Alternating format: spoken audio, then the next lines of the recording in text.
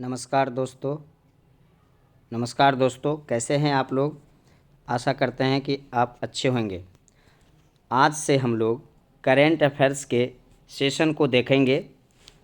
जितने भी current affairs को यहाँ पर अच्छी तरीक़ा से देखेंगे। इसका टेस्ट हम लोग प्रत्येक दिन सुबह 9 बजे टेलीग्राम चैनल पर लगाते हैं। वहाँ पर आपको टेस्ट लगाना है और अपने आप में कॉन्फिडेंस के लेवल को बढ़ाना है। ये सारे क्वेश्चंस जो आप देख रहे हैं, जो प्रैक्टिस सेट यहाँ 1 देख रहे हैं, ये प्रैक्टिस सेट मैं इसलिए करवा रहा हूँ कि इससे क्वेश्चन एग्ज़ाम में रहने की बिल्कुल ज़्यादा से ज़्यादा संभावनाएं हैं।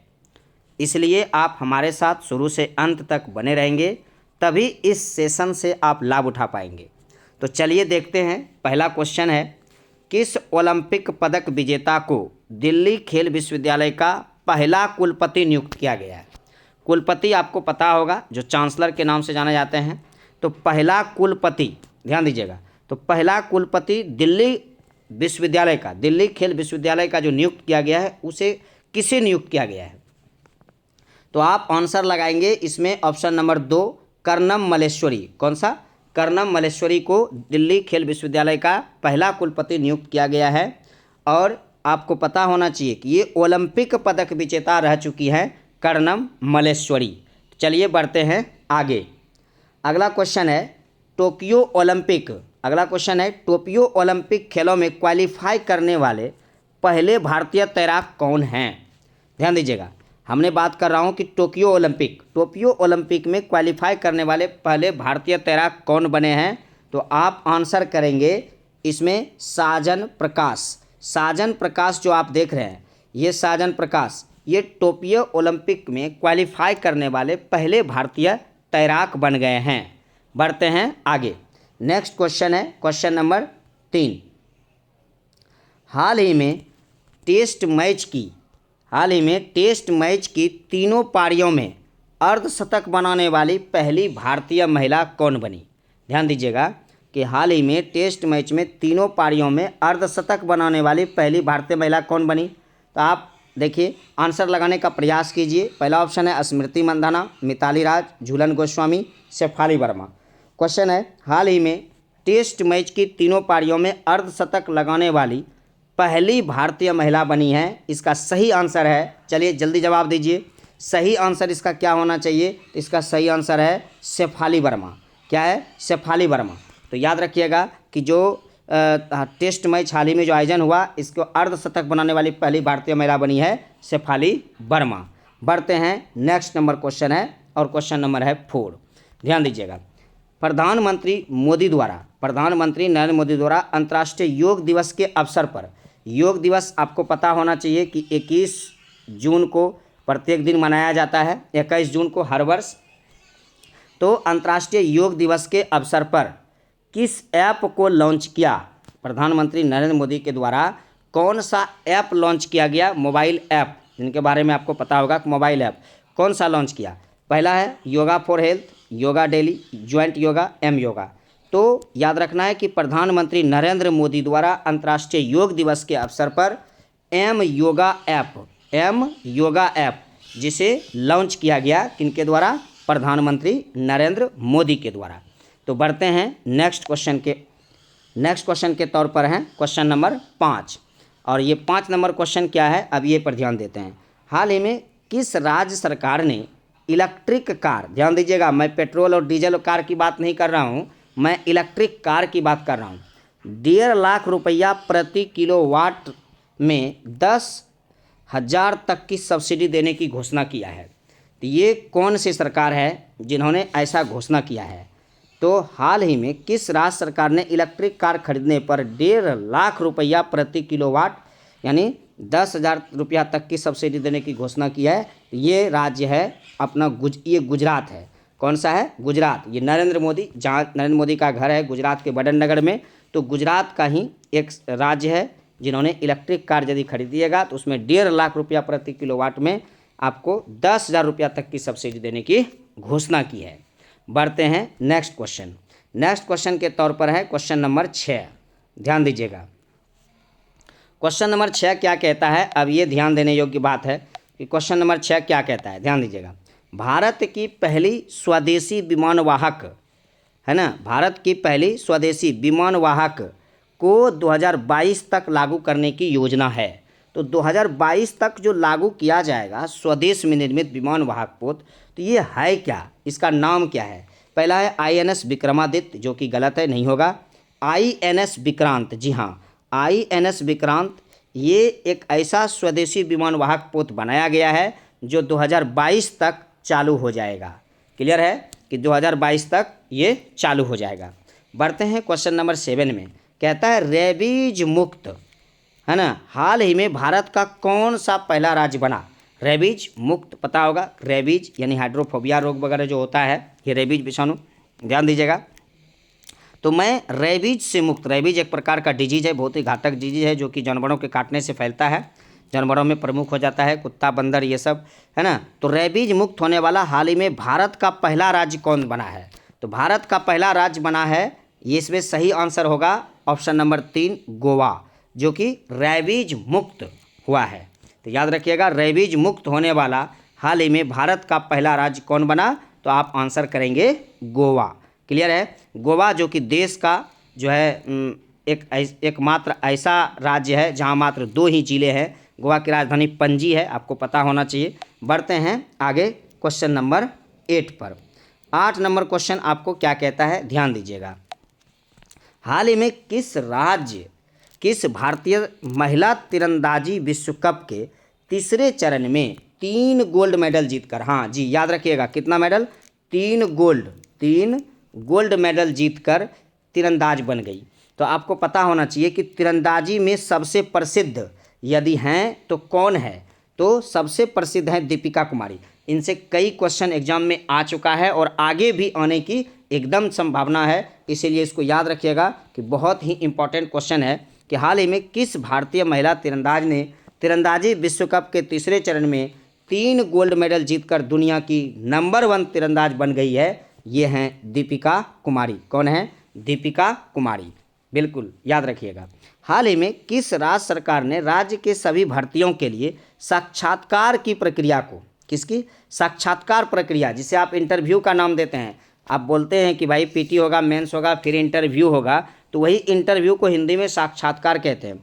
हाल ही में किस राज्य सरकार ने राज्य के सभी भर्तियों के लिए साक्षात्कार की प्रक्रिया को, है ना, समाप्त करने का निर्णय लिया है? साक्षात्कार की प्रक्रिया को समाप्त करने का निर्णय किसने लिया है, ये बात बताना है आपको। पहला ऑप्शन है उत्तर प्रदेश, फिर आंध्र प्रदेश, राजस्थान और कर्नाटक। तो ध्यान दीजिएगा, साक्षात्कार की प्रक्रिया को समाप्त करने वाला एकमात्र राज्य है जिसका नाम है आंध्र प्रदेश। आंध्र प्रदेश जो कि 2 जून 2014 को, यानी 2 जून 2014 को तेलंगाना इससे अलग हुआ। तो याद रखिएगा कि तेलंगाना आंध्र प्रदेश से जो अलग हुआ 2 जून 2014 को अलग हुआ, तो इसीलिए तेलंगाना दिवस मनाया जाता है 2 जून को। तो आंध्र प्रदेश एकमात्र ऐसा राज्य है जो राज्य के सभी भर्तियों के लिए साक्षात्कार की प्रक्रिया को समाप्त कर दिया। बढ़ते हैं आगे क्वेश्चन नंबर 10। क्वेश्चन नंबर 10 देखिए क्या कहता है।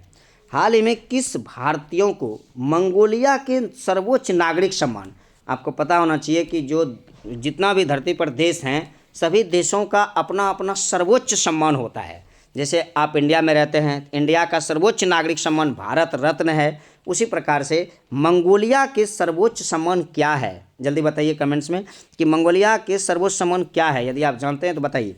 इसका सर्वोच्च सम्मान का नाम है the order of polar star. The order of polar star, देखिए ध्यान से, मंगोलिया का सर्वोच्च सम्मान है। अब ये चर्चा में क्यों रहा? क्योंकि हाल ही में एक भारत के लोग हैं जिन्हें मंगोलिया के सर्वोच्च सम्मान से सम्मानित किया गया। तो अब बताना है कि कौन है। पहला है दीपक मिश्रा, दूसरा आर कौशिक, तीसरा नितिन राकेश हैं और RK संबरवाल हैं। तो ज़रा गौर करिए कि कौन है, और बहुत अच्छा क्वेश्चन है क्योंकि मंगोलिया का सर्वोच्च सम्मान, और मंगोलिया क्या है? लैंडलॉक देश है, आपको पता होना चाहिए। मंगोलिया, ध्यान दीजिएगा, लैंडलॉक देश है। तो मंगोलिया का सर्वोच्च सम्मान का नाम है the order of polar star, और ये किसको मिला? तो RK संबरवाल। क्या याद रखेंगे इसमें? RK संबरवाल को दिया गया मंगोलिया का सर्वोच्च नागरिक सम्मान। क्लियर है? बढ़ते हैं नेक्स्ट क्वेश्चन के तौर पर। चलिए बढ़ते हैं, अगला क्वेश्चन है क्वेश्चन नंबर 11। ध्यान दीजिएगा, इस सेशन में कुल 15 क्वेश्चन होंगे और जो क्वेश्चन होगा बहुत ही इम्पोर्टेंट वाला क्वेश्चन होगा। है ना। इसको ध्यान देने से बहुत क्वेश्चन एग्जाम में मार्क्स आ सकता है, इतना विश्वास रखिएगा। बढ़ते हैं क्वेश्चन नंबर 11। हाल ही में सुर्खियों में रहा टोकामक क्या है? ये टोकामक है क्या? क्वेश्चन डायरेक्ट वहाँ पर आएगा, टोकामक है क्या है? चीन द्वारा निर्मित एक रोवर है, या जापान द्वारा निर्मित प्रक्षेपास्त्र है, या संलयन ऊर्जा को नियंत्रित करने का यंत्र है, या चीन में निर्मित विशालकाय पनडुब्बी है? आपको पता होना चाहिए कि हाल ही में जो दरोगा का एग्जाम हुआ था उसमें इसी टाइप का क्वेश्चन बनाया गया था कि इजराइल कार्मेल क्या है। तो उसी तरह से ये टोकामक क्या है ये क्वेश्चन बनेगा। इसका सही आंसर आप जवाब दीजिएगा कि संलयन ऊर्जा को नियंत्रित करने का एक यंत्र है टोकामक। संलयन ऊर्जा को नियंत्रित करने का एक यंत्र है टोकामक। क्लियर है? तो याद रखेंगे टोकामक संलयन ऊर्जा को नियंत्रित करने का एक यंत्र है। बढ़ते हैं क्वेश्चन नंबर 12। भारत का पहला कृषि निर्यात सुविधा केंद्र कहाँ स्थापित किया जा रहा है? तो कृषि निर्यात सुविधा केंद्र, जहाँ ऐसा जगह बनाया जा रहा है जहाँ से कि कृषि को निर्यात करने में सुविधा होगी, है ना, कृषि को निर्यात करने की सुविधा होगी, इस चीज़ की चर्चा किया जा रहा है। तो ये कौन सा शहर है जहाँ भारत का पहला कृषि निर्यात सुविधा केंद्र स्थापित किया जा रहा है? तो ये शहर है पुणे। कौन सा शहर है? पुणे। याद रखिएगा कि पुणे शहर जो है कहाँ पड़ता है? महाराष्ट्र में। वैसे तो नासिक जो नारंगी के लिए बहुत ज़्यादा फेवरेट है, ये भी पड़ता है महाराष्ट्र में ही, है ना। भोपाल हैदराबाद तो आपको पता है कि आंध्र प्रदेश है, भोपाल एमपी में पड़ता है। तो खैर चलिए बढ़ते हैं आगे कि क्वेश्चन नंबर, भारत का पहला कृषि निर्यात सुविधा केंद्र स्थापित किया गया, तो आंसर करेंगे आप पुणे। 13 नंबर क्वेश्चन देखिए क्या कह रहा है। 13 नंबर क्वेश्चन पर जाएंगे। कहता है हाल ही में भारत के किस पड़ोसी देश में अपनी संसद को भंग कर दिया? देखिए भारत का पड़ोसी देश तो आपको पता होना चाहिए कि पाकिस्तान हो गया, उधर से अफगानिस्तान थोड़ा सा एरिया लगता है, फिर इधर चाइना हो गया, फिर नीचे आ जाता है नेपाल और भूटान का एरिया, नेपाल भूटान, फिर उधर अरुणाचल प्रदेश नागालैंड से नीचे उतरिएगा तो म्यांमार पड़ता है ना। और बांग्लादेश तो बंगाल और उधर से असम सिक्किम और ये सब के बीच में पड़ जाता है, पश्चिम बंगाल के जस्ट बगले में बांग्लादेश। तो ये सब क्या है? पड़ोसी देश है। नेपाल, श्रीलंका, भूटान, ये सब क्या है? सब के सब पड़ोसी देश है। तो क्वेश्चन बना कि हाल ही में भारत के किस पड़ोसी देश में अपनी संसद को भंग किया है? तो आप आंसर करेंगे कि इनमें से वह देश है नेपाल, जिन्होंने अपने ही संसद को भंग कर दिया है। बढ़ते हैं आगे। 21 जून 2021 को मनाए गए अंतर्राष्ट्रीय योग दिवस। जी हाँ, अंतर्राष्ट्रीय योग दिवस के अवसर पर यह भी मत भूलिएगा कि एम योगा ऐप जो है मोदी के द्वारा प्रारंभ किया गया है। एम योगा ऐप अंतर्राष्ट्रीय योग दिवस के ही अवसर पर। तो अंतर्राष्ट्रीय योग दिवस जो 21 जून 2021 को मनाया गया, उसकी थीम क्या रही थी, उसका विषय क्या रहा था, ये क्वेश्चन यहाँ पर बनेगा। तो इसका सही आंसर लगाइएगा yoga for wellbeing. Yoga for wellbeing इसका जो है थीम था, यानी विषय था। क्लियर है? तो आज के सेशन का हम लास्ट सवाल देखेंगे और लास्ट सवाल होगा क्वेश्चन नंबर 15। ठीक है, क्वेश्चन नंबर होगा 15, ध्यान दीजिएगा। 15 नंबर को होता है कि हाल ही में चर्चा में रहा नीरज चोपड़ा का संबंध किससे है? तो नीरज चोपड़ा जो हाल ही में चर्चा में रहा था, इसका संबंध किससे है? तो याद रखिएगा इसका संबंध है जेवलिन थ्रो यानी भाला फेंक से। जेवलिन थ्रो यानी भाला फेंक से। क्लियर है? तो प्रत्येक टेस्ट जब आप लगाएंगे तो उसके बाद मैं ये क्वेश्चन पूछूंगा, इसका जवाब मैं अगले वीडियो में दूंगा।